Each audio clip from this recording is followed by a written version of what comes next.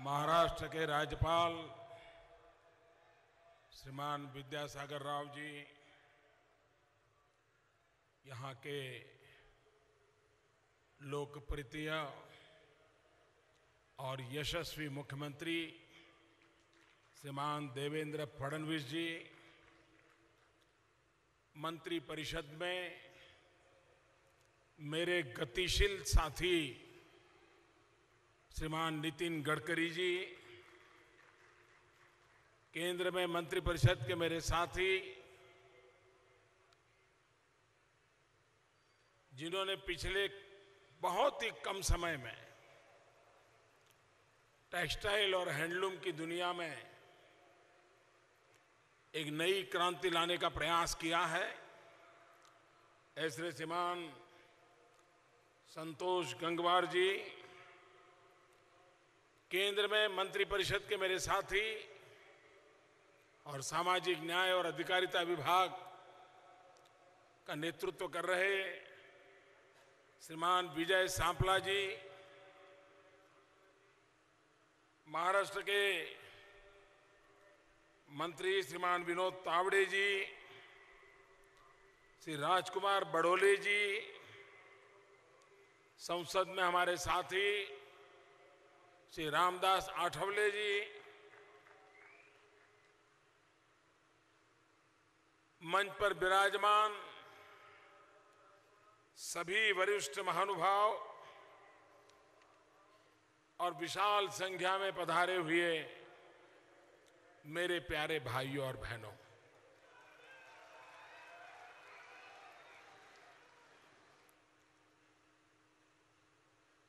आज 11 अक्टूबर जयप्रकाश नारायण जी की जन्म जयंती है और ये सुयोग है कि जयप्रकाश जी की जन्म जयंती के दिन मुझे आज मुंबई में विशेष करके बाबा साहब आम्बेडकर के भव्य स्मारक निर्माण का भूमि पूजन का सौभाग्य मिला है। ये सुयोग इसलिए है कि भारत के संविधान के जन्मदाता बाबा साहब आम्बेडकर और भारत के संविधान का दुरुपयोग करते हुए भारत के लोकतंत्र पर खतरा पैदा करने का पाप जब इस देश में हुआ तो संविधान के स्पिरिट को बचाने के लिए, संविधान की भावनाओं को बचाने के लिए बाबा साहब आम्बेडकर ने हमें जो लोकतंत्र के अधिकार दिए थे वो वापस लाने के लिए जयप्रकाश नारायण ने आपातकाल के खिलाफ जंग किया था और देश आपातकाल से मुक्त हुआ था। और उस अर्थ में मैं इस सुयोग को बहुत बड़ा महत्वपूर्ण मानता हूं। आज यहां कई योजनाओं का शुभारंभ करने का मुझे अवसर मिल रहा है। दुनिया के किसी भी समृद्ध देश तो ये एक बात बहुत ध्यान में आती है, उस देश का पोर्ट सेक्टर कितना वाइब्रेंट है। समुद्री तट का देश हो और पोर्ट सेक्टर वाइब्रेंट हो, आप देखा होगा उस देश की इकोनॉमी और पोर्ट की वाइब्रेंसी साथ साथ चलती है। भारत को भी एक वैश्विक आर्थिक वातावरण में अपना स्थान बनाने के लिए हमारे पोर्ट सेक्टर को मजबूत करने की आवश्यकता है, उसका विस्तार करने की आवश्यकता है, उसका विकास करने की आवश्यकता है उसे आधुनिक बनाने की आवश्यकता है। और मैं आज गर्व के साथ कहता हूं कि हमारे नितिन जी ने 15 महीने की छोटी अवधि में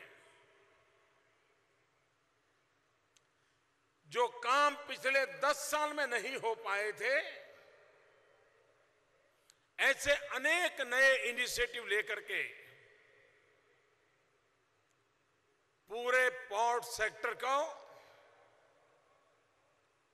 नई ताकत दी है, नई ऊर्जा दी है और नई गति दी है।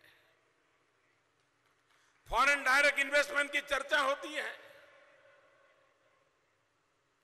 आज मैं देख रहा हूं कि सिंगापुर के साथ 8,000 करोड़ रुपयों की पूंजी निवेश से मुंबई को और हिंदुस्तान को पोर्ट सेक्टर का ऐसा एक नजराना मिल रहा है जो सिर्फ यहां के लोगों को रोजगार ही देगा ऐसा नहीं, विश्व व्यापार में हमारी साख बढ़ेगी। मेक इन इंडिया की जब मैं बात करता हूं तो जो लोग इस देश में मैन्युफैक्चरिंग के लिए आएंगे उनको विश्व भर में अपना माल बेचने के लिए अच्छे पोर्ट सेक्टर की आवश्यकता होती है, अच्छे बंदरों की आवश्यकता होती है। हम जिस तेजी से काम कर रहे हैं उसके कारण मेक इंडिया के तहत जब देश में उत्पादन की परंपरा चलेगी और वो उत्पादित चीजें वैश्विक बाजार को पकड़ेगी, तब हमारे ये पोर्ट का डेवलपमेंट पीछे नहीं रहना चाहिए। और इसलिए एक तरफ मेक इन इंडिया और दूसरी तरफ विश्व व्यापार के अंदर अपनी जगह बनाने के लिए हमारे पोर्ट सेक्टर को वाइब्रेंट बनाना। हमारे देश में बंदरों का विकास कम अधिक मात्रा में हर कोई सोचता रहा है, लेकिन आज सिर्फ पोर्ट डेवलपमेंट से काम चलने वाला नहीं है। आज आवश्यक है पोर्ट लेड डेवलपमेंट, और पोर्ट लेड डेवलपमेंट के आधार पर हमारे पोर्ट के साथ मैक्सिमम इंफ्रास्ट्रक्चर की कनेक्टिविटी हो, रेल हो, रोड हो, एयरपोर्ट हो,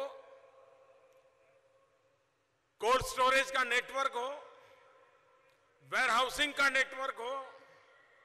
और इस काम के लिए हमारे देश के पूरे समुद्री तट को जोड़ने वाला एक सागरमाला प्रोजेक्ट हम आगे बढ़ा रहे हैं। अटल बिहारी वाजपेयी जी ने ये सागरमाला प्रोजेक्ट की कल्पना की थी, लेकिन वो सरकार चली गई। बाद में जो सरकार आई उसका एजेंडा कुछ और था और उसके कारण वो विचार वहीं का वहीं रह गया था। हमारी सरकार बनने के बाद अटल जी के उस विचार को हमने मूर्त रूप देने का प्रयास किया है। जो कोस्टल स्टेट हैं उनकी भागीदारी से, क्योंकि हम कोऑपरेटिव कॉम्पिटिटिव फेडरलिज्म इस पर बल दे रहे हैं। समुद्री तट के राज्यों का सहयोग हो, समुद्री तट के राज्यों के बीच स्पर्धा हो, कौन अच्छा पोर्ट बनाए, कौन अच्छे पोर्ट में आगे बढ़े, भारत सरकार और राज्य मिलकर के पोर्ट सेक्टर को कैसे डेवलप करें, उन काम की ओर हम आगे बढ़ रहे हैं। और आज जिसका काम का शिलान्यास किया है, हमारी ताकत बहुत बड़ी मात्रा में एक ही जगह पर बढ़ जाएगी और उसके कारण जो वेरेंटर के खर्च होते हैं वो कम होते हैं, प्रॉफिट का लेवल बढ़ता है तो एक्सपांशन का अवसर भी मिलता है।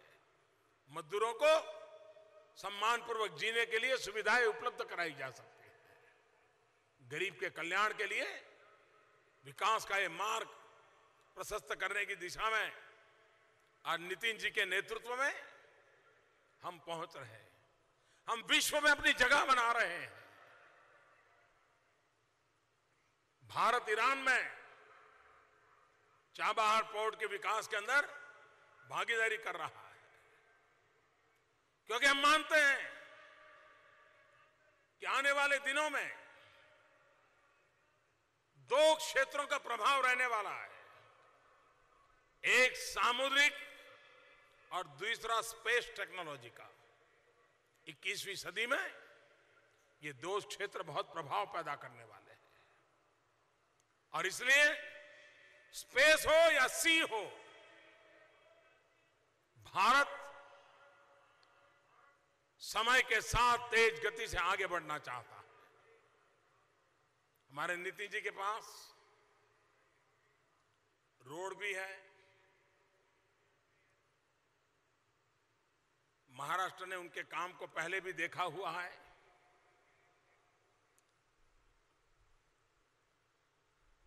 वो स्पीड में विश्वास करते हैं।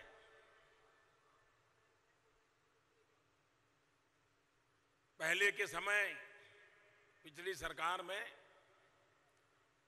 प्रति दिवस कितने किलोमीटर रोड बनते थे, आज मैं उसकी चर्चा नहीं करना चाहता हूं। इस विषय के जो रुचि रखते हैं, जानकार लोग हैं, वो जरूर खोज करके निकालें कि पर डे हमारे कितने किलोमीटर रोड बनते हैं। लेकिन आज मैं बड़े गर्व और संतोष के साथ कहता हूं कि नितिन जी ने जिस प्रकार से गति लाई है, औसत प्रतिदिन 15 किलोमीटर से ज्यादा रोड आज देश में बन रहे हैं और इसको और बढ़ाने का प्रयास है,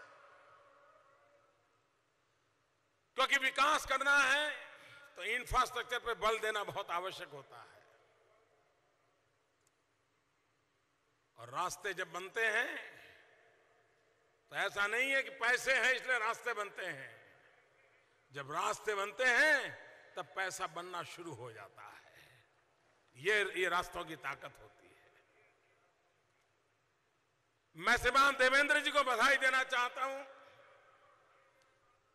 हमारे देश में कम से कम मेट्रो रेल टाइप काम डीपीआर बनाने हैं तो 1.5-2 साल चले जाते हैं,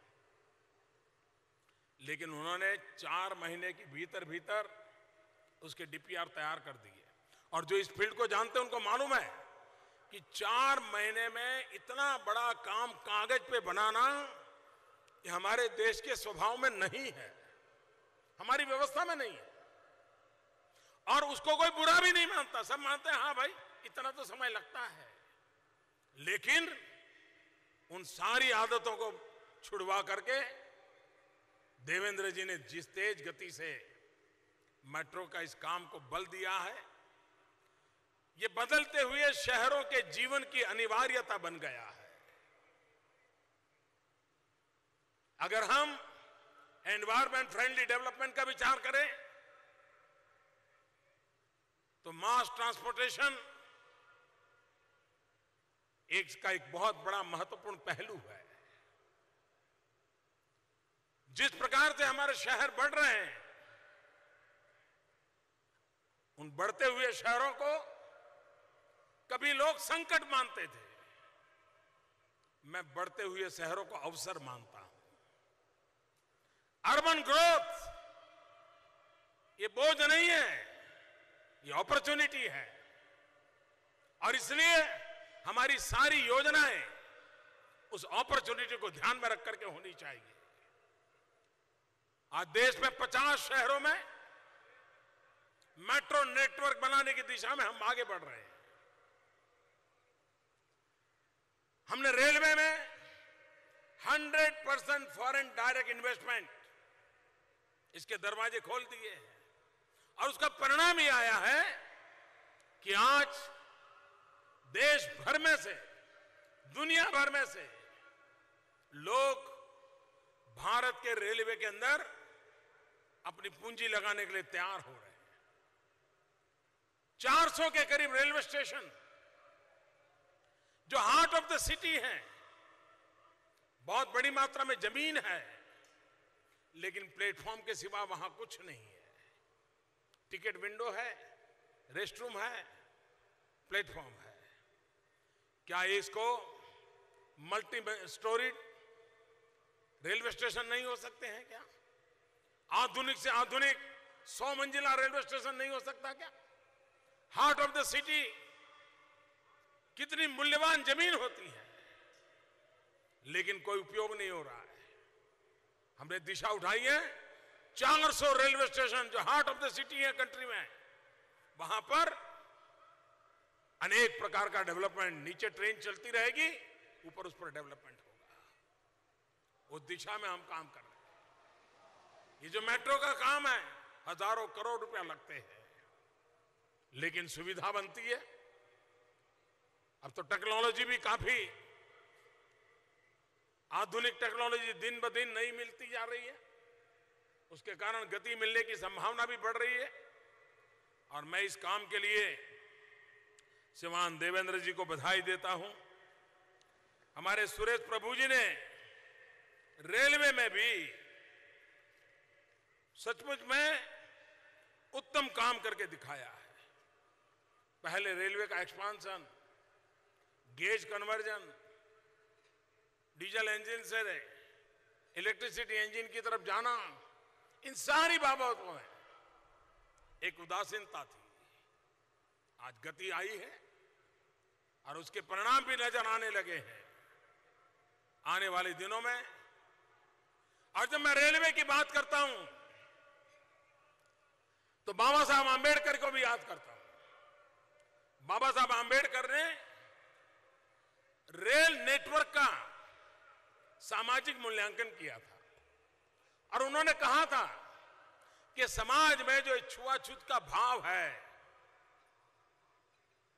ऊंच नीच का भाव है, दूरी बनाने का जो स्वभाव है, इसको तोड़ने का काम रेलवे करेगी।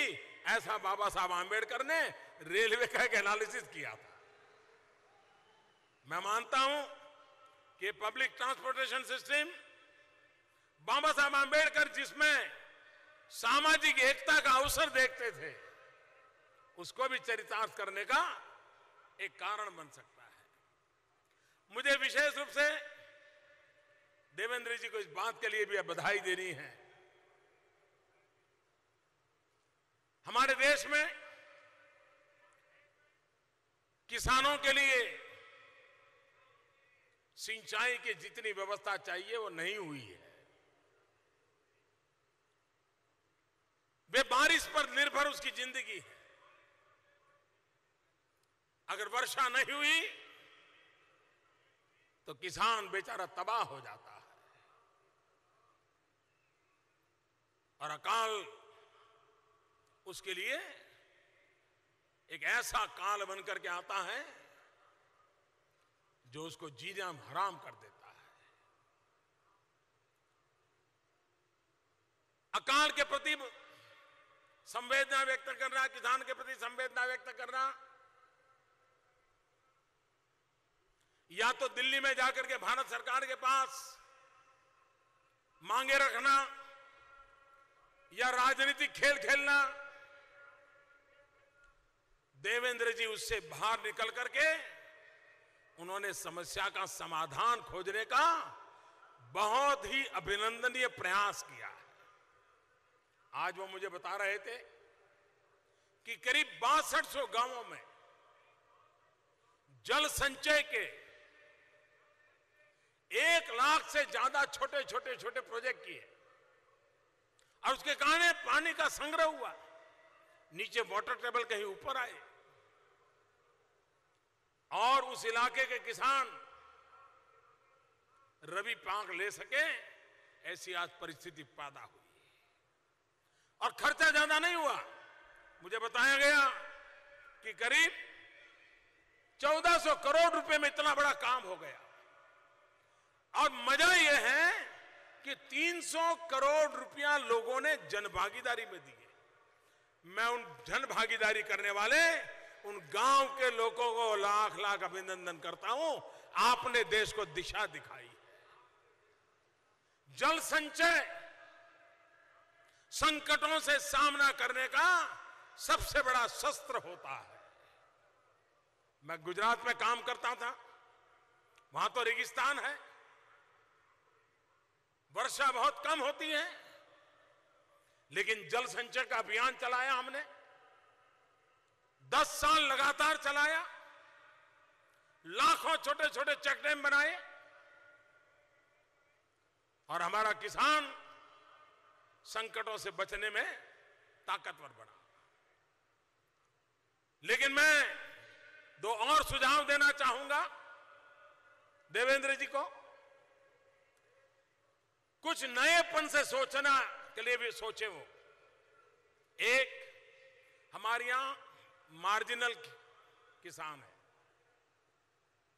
बड़े किसान नहीं है, छोटे किसान है, लेकिन 2 खेतों के बीच बाइफर्केशन के लिए, डिवीजन के लिए एक बहुत बड़ी बाड़ लगाते हैं।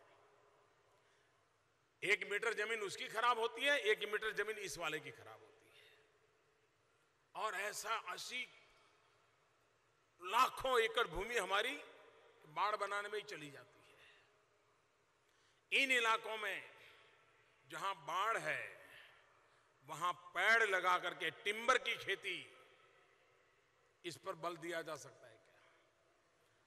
और उस किसान को 15 साल 20 साल के बाद जब पेड़ बड़े होते हैं, अगर उसको हर साल 1 पेड़ काटने का भी अवसर दिया जाए तो भी उसको 2-5 लाख रुपया टिम्बर का वैसे ही मिल जाएगा। उसको कभी इधर उधर देखना नहीं पड़ेगा, सिर्फ किनारे पर, अपनी बॉर्डर पे। दूसरा एक उपाय यह भी है कि 2 पड़ोसी किसान मिलकर के अगर सोलार पैनल लगा देते हैं, बिजली भी पैदा होगी, सरकार बिजली खरीद ले, किसान का खेत भी चलेगा, खेत में बिजली भी आएगी, किसान की काम करता है। और एक काम है जिस पर हमारे महाराष्ट्र में, खास करके विदर्भ में ध्यान देने की आवश्यकता मुझे लगती है, और वो हनी बी, शहद, हनी, मधु। खेतों में किसानों को ट्रेनिंग देनी चाहिए। आज बहुत बड़ा ग्लोबल मार्केट है हनी का, और वो खराब नहीं होता है, कितने ही साल रहे खराब नहीं होता है। उसकी एक्स्ट्रा इनकम के लिए हमने उसको प्रेरित करना चाहिए। उसी प्रकार से ऑर्गेनिक फार्मिंग, शहरों के नजदीक में अर्थवॉर्म, महिलाओं की मंडलियां बना करके छोटे छोटे गड्ढे कर करके कूड़ा कचरा शहर का उसमें डालते जाओ, अर्थवॉर्म रख दो, केंचुए, वो गंदगी भी साफ कर देते हैं, ऑर्गेनिक फर्टिलाइजर तैयार कर देते हैं। किसान की जो जमीन केमिकल फर्टिलाइजर और दवाइयों के कारण बर्बाद होती है, उसको बचाने का काम होगा। हम मल्टीपल एक्टिविटी के द्वारा हमारे किसानों को मदद कर सकते हैं। और मैं देख रहा हूं कि देवेंद्र जी जिस प्रकार से इनोवेटिव और सतत कर्मशील व्यक्ति के रूप में इन चीजों का इनिशिएटिव ले रहे हैं, आने वाले दिनों में महाराष्ट्र के कृषि जगत में एक आमूलचूल परिवर्तन ला करके पूरे देश को एक नई दिशा देंगे, ऐसा मेरा विश्वास है। और इन कामों के लिए मैं उनको हृदय से अभिनंदन करता हूं। आज एक महत्वपूर्ण कार्य करने का जो सौभाग्य मिला, एक प्रकार से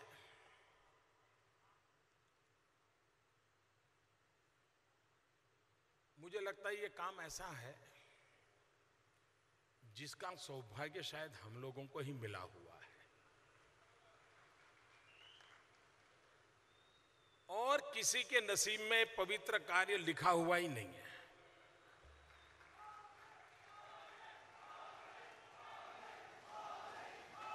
ये हिंदू मिल की जमीन मैं प्रधानमंत्री बना उसके बाद आई है क्या? पहले ही थी। लेकिन कुछ पवित्र काम करने का सौभाग्य हमारे ही हाथ में लिखा हुआ है, और इसलिए आज उस हिंदू मिल की जमीन पर डॉक्टर बाबा साहब आंबेडकर का एक प्रेरणा स्थली बनने वाली है। एक चैत्य भूमि भारत में नई चेतना जगाने का एक कारण बनने वाली है। और आप देखिए, पंचतीर्थ का निर्माण, ये पंचतीर्थ का निर्माण आने वाले दिनों में, ये पंचतीर्थ जिनकी लोकतंत्र में आस्था है, जिनकी सामाजिक न्याय में आस्था है, जिसमें देश की एकता और अखंडता में आस्था है, उन लोगों के लिए ये तीर्थाटन के यात्रा के धाम बनने वाले हैं। ये पंचतीर्थ, इसका सौभाग्य हमें मिला। आप देखिए, मध्य प्रदेश में मऊ,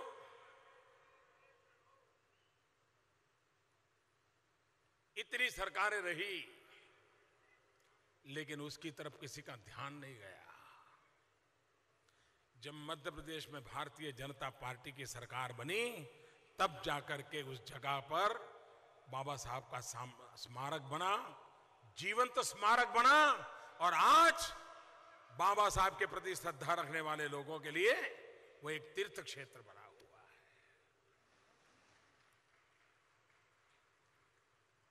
उसी प्रकार से दिल्ली में जहां बाबा साहब रहते थे, वो जगह अलीपुर रोड वाली 25 साल तक ये विषय फाइलों में लटकता रहा। बाबा साहब आंबेडकर के प्रति श्रद्धा रखने वाले लोग इसके पीछे प्रयास करते रहे। अटल जी की सरकार ने उसको मुंह किया, लेकिन सरकार गई, बात फिर दबा दी गई। हम आए, हमने उस बात को हाथ में लिया, और कुछ महीने पहले मुझे अलीपुर रोड के बाबा साहब आंबेडकर के उस मकान में एक भव्य स्मारक बनाने का फाउंडेशन, उसका शिलान्यास करने का सौभाग्य मिला। करीब 300 करोड़ रुपए की लागत से एक भव्य स्मारक वहां बन रहा है।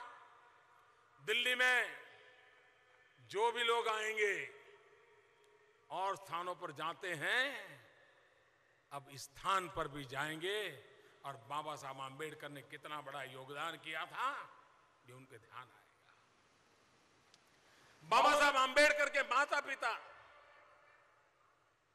रत्नागिरी जिले के अंबेडकर गांव में रहते थे। हमारे एक सांसद ने उसे आदर्श ग्राम के लिए तय किया है, और महाराष्ट्र सरकार भी उसमें मदद कर रही है। जहां बाबा साहब आंबेडकर के माता पिता रहे, वो भी एक तीर्थ क्षेत्र के रूप में विकसित हो रहा है। और आज ये हिंदू मिल में एक नए स्मारक का निर्माण, और 5वां लंदन में जहां बाबा साहब आंबेडकर रहते थे, वो भवन अब हिंदुस्तान से कोई लंदन जाएगा तो प्रेरणा के केंद्र बिंदु बनेगा। विश्व के लोग भारत के आर्थिक चिंतन को समझने के लिए लंदन में जो बाबा साहब रहते थे, उस मकान के अंदर आकर के अध्ययन करके विश्व को भारत के संबंध में समझ लेकर के अपनी बात बताने का उनको अवसर मिलेगा। ये पंचतीर्थ निर्माण सिर्फ और सिर्फ हम भारतीय जनता पार्टी के समय में ही हुआ है, और हम सब जानते हैं। मुझे राजनीति नहीं करनी है, लेकिन मेरे मन की पीड़ा में कहे बिना रह नहीं सकता हूं। क्या कारण है कि बाबा साहब आंबेडकर की पार्लियामेंट में जिस महापुरुष ने संविधान दिया, उस महापुरुष का तैल चित्र पार्लियामेंट में रखने के लिए वो सरकारें सहमत नहीं थी। दोस्तों, 90 में जब गैर कांग्रेसी सरकार बनी, भारतीय जनता पार्टी के समर्थन से बनी, तब जाकर के बाबा साहब आंबेडकर का तैल चित्र हिंदुस्तान की पार्लियामेंट में लगा। भारत रत्न हम जानते हैं औरों को कब मिला, लेकिन बाबा साहब आंबेडकर को भारत रत्न दिलाने के लिए नाको दम आ गया, और वो भी उन लोगों के द्वारा नहीं मिला। और इसलिए मैं कहता हूं कि देश में जिस प्रकार के एक सामंतशाही मानसिकता वाले लोग हैं, वो एक दलित के बेटे को स्वीकार करने के लिए कभी तैयार नहीं हुए। और मैं आज कई लोग यहां बैठे हैं जिन्होंने अपना जीवन बाबा साहब आंबेडकर के विचारों के पीछे खपा दिया है। मैं उनको भी आज कहना चाहता हूं, मेरी बात शायद कड़वी लगेगी, लेकिन ये बात करने का मैं साहस करता हूं। अगर हम दीर्घ दृष्टि के अभाव में बाबा साहब को अगर सिर्फ दलितों का बाबा साहब बना देंगे, तो उससे बड़ा बाबा साहब का कोई अपमान नहीं होगा, कोई अन्याय नहीं होगा। बाबा साहब न सिर्फ भारत के, विश्व के दलित, पीड़ित, शोषित, वंचितों की प्रेरणा का नाम बाबा साहब आंबेडकर है। दुनिया मार्टिन लूथर किंग को तो जानती है, लेकिन दुनिया बाबा साहब आंबेडकर को नहीं जानती है। यह हमारा दुर्भाग्य है, और इसके लिए हम लोगों का दायित्व है कि विश्व बाबा साहब आंबेडकर किस परिस्थिति में पैदा हुए, कैसे पले बढ़े,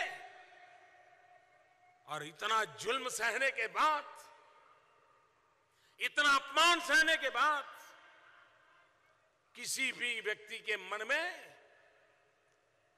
लबालब जहर भरा रहना शायद कोई बुरा नहीं मानता। इतना अपमान झेलने के बाद कटुता होना कोई बुरा नहीं मानता। लेकिन ये बाबा साहब आंबेडकर थे, जिंदगी के हर पल अपमान झेला, हर पल बाबा साहब को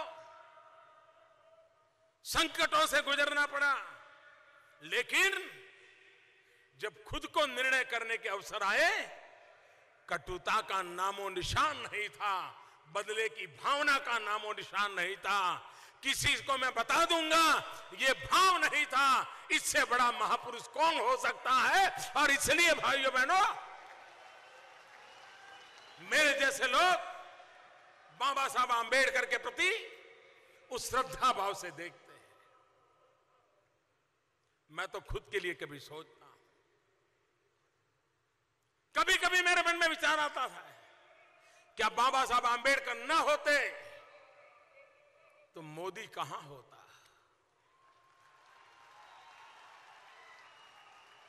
हम जैसे सामान्य लोगों को कौन पूछता।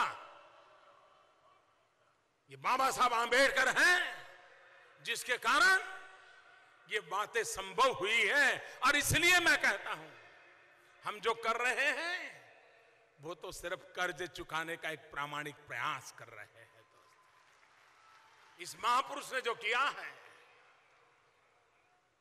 और इसलिए हम सबका दायित्व बनता है। लेकिन बाबा साहब ने जो हमें कहा है, उससे हम अगर हटेंगे, तो बाबा साहब के साथ घोर अन्याय होगा। बाबा साहब ने हमें कहा शिक्षित बनो, दलित हो, पीड़ित हो, शोषित हो, वंचित हो, गरीब हो, शिक्षा उसके जीवन का सबसे प्रमुख धर्म बनना चाहिए, जो बाबा साहब ने हमें सिखाया है। बाबा साहब ने हमें सिखाया संगठित बनो। आज मुझे खुशी है, अभी नितिन जी कह रहे थे कि दलित समाज के सभी अलग अलग दिशा में काम करने वाले आज सब लोग इकट्ठे हुए हैं। बाबा साहब के इसलिए बड़ी श्रद्धांजलि यही है, हम संगठित बने, हम एक बने और अन्याय के खिलाफ जो संघर्ष की बात आए तो उसके लिए भी हम तैयार रहे। यही हम लोगों को बाबा साहब ने हमें संदेश दिया है। और इसलिए मेरे भाइयों बहनों, आज इंदु मिल में बाबा साहब का जो स्मारक बन रहा है, मेरे मन में एक इच्छा है, मैंने अध्ययन तो नहीं किया है, लेकिन जिस दिन मैंने जमीन दी थी तो दिन भी मैंने कहा था, आज आर्किटेक्चर मिले तब भी मैंने कहा मुंबई या महाराष्ट्र में आया हुआ व्यक्ति जिंदगी से तंग आया हो, परेशान हुआ हो, तो यहां ऐसी जगह बननी चाहिए कि वो घंटे भर वहां बैठे एक शांति का एहसास लेकर के जाएं। ऐसी जगह बननी चाहिए।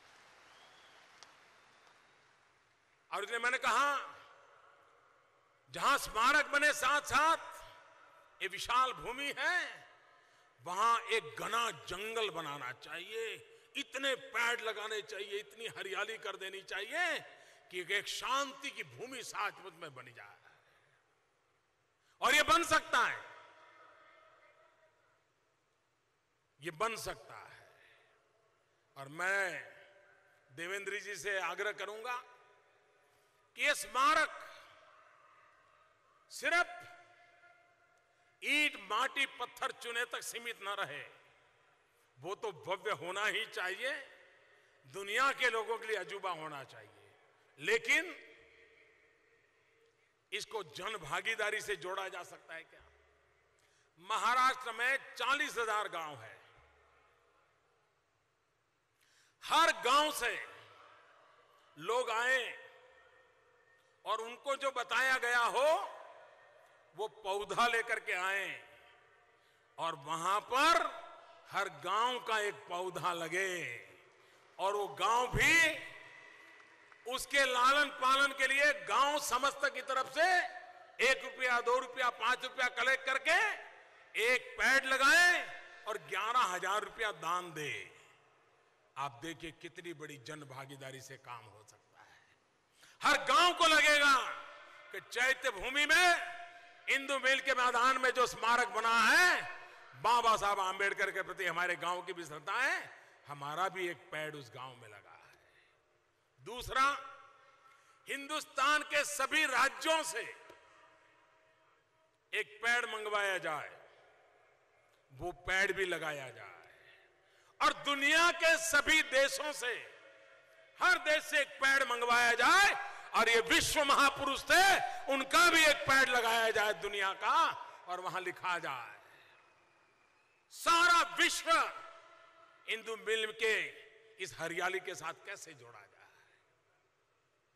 अगर हम नई कल्पना के साथ, जन सामान्य को जोड़ने के विचार के साथ इस स्मारक को बनाएंगे, हिंदुस्तान में शायद कभी किसी महापुरुष का ऐसा स्मारक नहीं बना हो जहां पर 40,000 गांव सीधे सीधे जुड़े हो। ऐसा कभी नहीं हुआ होगा, ये हो सकता है। और महीने भर हर सप्ताह गांव के लोग आते चले, वहां रहे, चैत्य भूमि जाए, देखें, इंदु मिल जाए, जहां डिजाइन हो वहीं पर पौधा लगाए, जो पौधा का सैंपल तय किया हो वही लगाए। आप देखिए क्या से क्या हो सकता है। और इसलिए ये अपने आप में ये प्रेरणा स्थली बनी चाहिए। और इसलिए मैंने कहा हम ये पंच तीर्थ निर्माण कर रहे हैं। ये पंच तीर्थ लोकतंत्र पर आस्था रखने वालों के लिए, संविधान को स्वीकार करने वाले लोगों के लिए, सामाजिक एकता के लिए जीने वालों के लिए वे तीर्थ क्षेत्र बनेंगे। भाइयों बहनों, कभी कभी हम लोगों के खिलाफ झूठ फैलाना, अफवाहें फैलाना, लोगों में भ्रम फैला करना, इसके लिए एक टोली लगातार लगी रहती है, क्योंकि वो सहन नहीं कर पाते कि ऐसे लोग कैसे आ गए। उन लोगों को मैं कहना चाहता हूं, आज हिंदुस्तान में जिन राज्यों में सर्वाधिक दलित जनसंख्या है, जिन राज्यों में सर्वाधिक आदिवासी जनसंख्या है, जिन राज्यों में सर्वाधिक ओबीसी जनसंख्या है, उनमें से अधिकतम राज्य ऐसे हैं जहां के नागरिकों ने भारतीय जनता पार्टी की सरकार को चुना है। महाराष्ट्र हो, हरियाणा हो, पंजाब हो, सबसे ज्यादा आदिवासी जनसंख्या महाराष्ट्र हो, गुजरात हो, राजस्थान हो, छत्तीसगढ़ हो, उड़ीसा हो। उड़ीसा हमारा एनडीए का पार्टनर है, हमारा झारखंड हो, अधिकतम। इसका मतलब हुआ कि बाबा साहब आंबेडकर के साथ तत्वतः जुड़ करके काम करने वाले कोई लोग हैं तो हम लोग हैं, और समाज के दलित, पीड़ित, शोषित आज हमें स्वीकार करते हैं। इसका एक जीता जागता सबूत है। दूसरा, जब भी हम सत्ता में आते हैं, जब भी चुनाव आता है, जब भी सरकार बननी होती है, एक झूठ प्रचारित किया जाता है। भाजपा वाले आएंगे, आरक्षण खत्म कर देंगे, भाजपा वाले आरक्षण खत्म कर देंगे। अटल बिहारी वाजपेयी की जब सरकार बनी थी, ऐसा ही बाउंडर खड़ा कर दिया गया था। अटल जी की सरकार में बैठे लोगों कह करके थक गए, लेकिन ये झूठ फैलाने वाली टोली मुंह बंद करने को तैयार ही नहीं थी। फिर एक बार जब हम राज्यों में चुन करके आते हैं तो राज्यों में चालू कर देते हैं, आरक्षण हटा देंगे, आरक्षण हटा देंगे, आरक्षण हटा देंगे। फिर हमारी दिल्ली में सरकार बनी, फिर तूफान खड़ा कर दिया। बाबा साहब आंबेडकर ने हमें जो दिया है, उसी ने देश को एक ताकत दी है, और उस ताकत को कोई रोक नहीं सकता है। मेरे भाइयों बहनों, कोई रोक नहीं सकता। और इसलिए मैं ऐसा भ्रम फैलाने वाले लोग आज तक कोई राजनीतिक फायदा ले नहीं पाए हैं, लेकिन समाज में वही मनुष्य पैदा करते हैं, झूठ फैलाते हैं, समाज को भ्रमित करते हैं। मैंने गरीबी देखी है, मैं उस दर्द को जी चुका हूं, और मुझे मालूम है समाज की इस अवस्था में जीने वालों के लिए अभी भी बहुत कुछ करना बाकी है, बहुत कुछ करना बाकी है। और ये देश दलित, पीड़ित, शोषित, वंचित, गरीब, इनको छोड़ करके आगे नहीं निकल सकता है। और मेरी सरकार, मुझे जब संसद के अंदर नेता के रूप में चुना गया, संसद के अंदर नेता के रूप में चुना गया, अभी प्रधानमंत्री बना नहीं था, उस दिन मेरा भाषण है कि मेरी सरकार गरीबों को समर्पित है, गरीबों के कल्याण के लिए मैं जिएंगे। देश में गरीबी से मुक्ति चाहिए। गरीबी से मुक्ति के मार्ग अलग अलग हो सकते हैं, हमारा मार्ग है वो देश पूरी तरह जानता है। और इसलिए भाइयों बहनों, यह प्रचार बंद होना चाहिए, यह झूठ बंद होना चाहिए, समाज को आशंकित, भयभीत करने का खेल बंद होना चाहिए। इससे राजनीति नहीं होती है। आइए मिल बैठ करके चले, दलित हो, पीड़ित हो, शोषित हो, वंचित हो, गरीब हो, गांव का हो,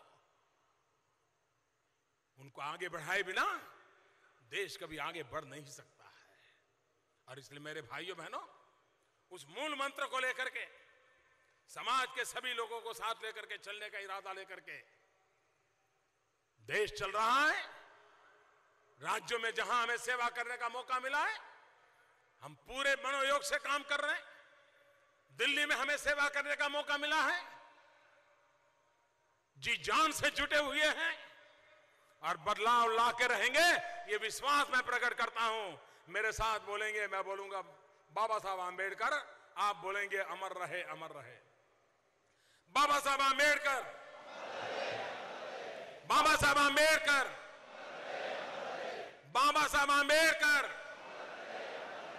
26 नवंबर भारत के संविधान का महत्वपूर्ण दिवस है, बाबा साहब के जीवन का महत्वपूर्ण दिवस है और इसलिए भारत सरकार ने 26 नवंबर को पूरे देश में संविधान दिवस के रूप में मनाना तय किया है और हिंदुस्तान के बच्चे बच्चे को स्कूल कॉलेज में ही संविधान क्या है, कैसे बना, क्यों बना, ये बात बताने का ये रेगुलर व्यवस्था होनी चाहिए और इसलिए हमारी सरकार ने 26 नवंबर को संविधान दिवस के रूप में मनाने का तय किया है। मैं फिर एक बार आप सबका बहुत बहुत आभार व्यक्त करता हूं। बहुत बहुत धन्यवाद।